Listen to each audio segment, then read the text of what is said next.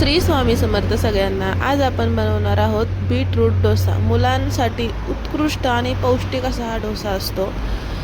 पहिला आपण अर्धा बीट घ्यायचा आहे। ते बीट आपण चांगलं बारीक किसून घ्यायचं आहे आणि एक छोटा साईजचा मीडियम साईजचा कांदा घ्यायचा आहे, तो बारीक चिरून घ्यायचा आहे। त्यानंतर मिक्सरच्या भांड्यामध्ये पुदिना, 7-8 लसणाच्या पाकळ्या, 2 हिरव्या मिरच्या आणि एक अर्धा इंच आलं घ्यायचं आहे बारीक चिरून, जेणेकरून ते मिक्सरमध्ये पटकन ग्राइंड होईल, बारीक होईल।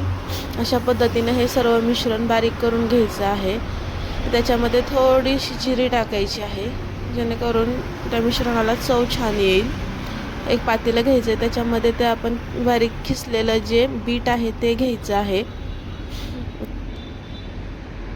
त्यानंतरून त्यामध्ये बारीक चिरलेली कोथिंबीर, बारीक चिरलेला कांदा हे सर्व घ्यायचं आहे।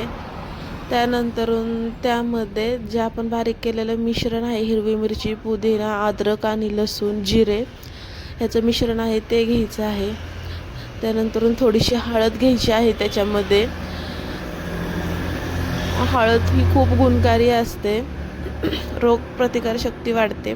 त्याच्यामध्ये तीळ टाकायचे आहे। तीळ हे थंडीमध्ये खूप पौष्टिक असतं मुलांना। कशा पद्धतीने तीळ पोटात गेलं पाहिजे। त्याच्यानंतरून चवीपुरतं मीठ टाकायचं आहे तुमच्या आवडीनुसार।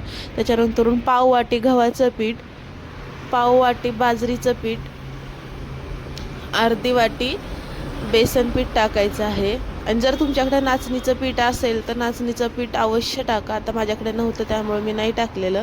हे सगळं पाणी टाकून मी यामध्ये 1 ग्लास पाणी टाकलेले, थोडं करून पाणी टाकायचं, एकदम नाही सगळं पाणी टाकायचं। हे सगळं चांगलं हलवून घ्यायचं आहे। तोपर्यंत पॅन गरम करायला ठेवायचा, त्याला तेल लावून घ्यायचं आणि हे मिश्रण पळीच्या सहाय्याने त्यावरती टाकायचं। त्यावरती थोडेसे तीळ टाकायचे, थोडंसं तेल टाकायचं आणि झाकून ठेवायचं। एक मीडियम गॅसवर 4 ते 5 मिनटं हे झाकून ठेवायचं, जेणेकरून चांगलं खालच्या साईडनं चांगलं खरपूस भाजलं पाहिजे। नंतर झाकण काढून पलटी करायचं। पलटी केल्यानंतर असं उलटण्याने टॅप करून चांगलं खालच्या साईडने भाजून घ्यायचं आहे, चांगलं खरपूस भाजून घ्यायचं आहे। बघू शकता। परत एकदा वरच्या साईडने थोडंसं तेल टाकायचं। खूप छान असतात हे डोसे, पौष्टिक असतात मुलांसाठी। बीट पोटात जातं, तीळ पोटात जातं,